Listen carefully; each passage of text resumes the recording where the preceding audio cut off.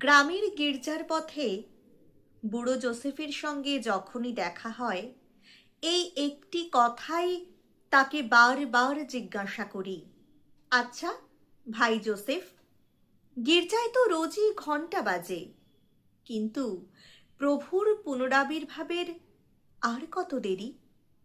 বাটালির মাথায় হাতুড়ে ঠুকতে ঠুকতে কাঠের টুকরো থেকে মুখ না তুলেই রোজই একই উত্তর দেয় সে, সবুর করুন, বড় দিনটা আগে আসুক।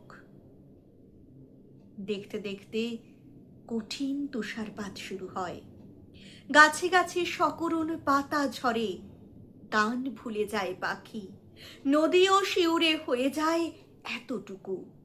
সারা দুনিয়ার ক্যাথিড্রালে ক্যাথিড্রালে প্রভুর শুভ আগমন বার্তা সূচিত হতে থাকে। অনেক অনেক ডিসেম্বরের মাইলস্টোন পেরিয়ে বয়স বাড়ে পৃথিবীর, বয়স বাড়ে আমার। কিন্তু গ্রামের বুড়ো জোসেফ অক্ষয় বটের মতোই অবিকল, এবং তেমনি অবিচল প্রত্যয়ে সেই একই কথার পুনরাবৃত্তি করে, সবুর করুন, বড় দিনটা আগে আসুক। আজ আরেকটি বড় দিন। আজও দেখা হয়েছিল আমার জোসেফের সঙ্গে, কিন্তু আজই বোধহয় পেয়েছি সবচেয়ে সাফ জবাব। আজকেই কাঠের টুকরো থেকে মুখ তুলে জোসেফ রূঢ় স্বরে বলল, কেন বারবার একই কথা জিজ্ঞাসা করেন?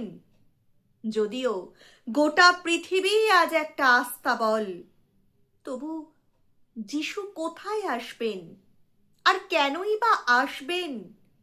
সেই স্বর্গীয় শিশুর শয্যা রচনার জন্যে স্তেপের বিস্তীর্ণ প্রান্তরেও কি মিলবে এমন এক মুঠো শুকনো ঘাস, যাতে কখনো ছিটে লাগেনি এক ফোঁটাও রক্তের? দিন তো কতবারই বড় হলো, সত্যিকারের মানুষের বড়দিন এলো কই?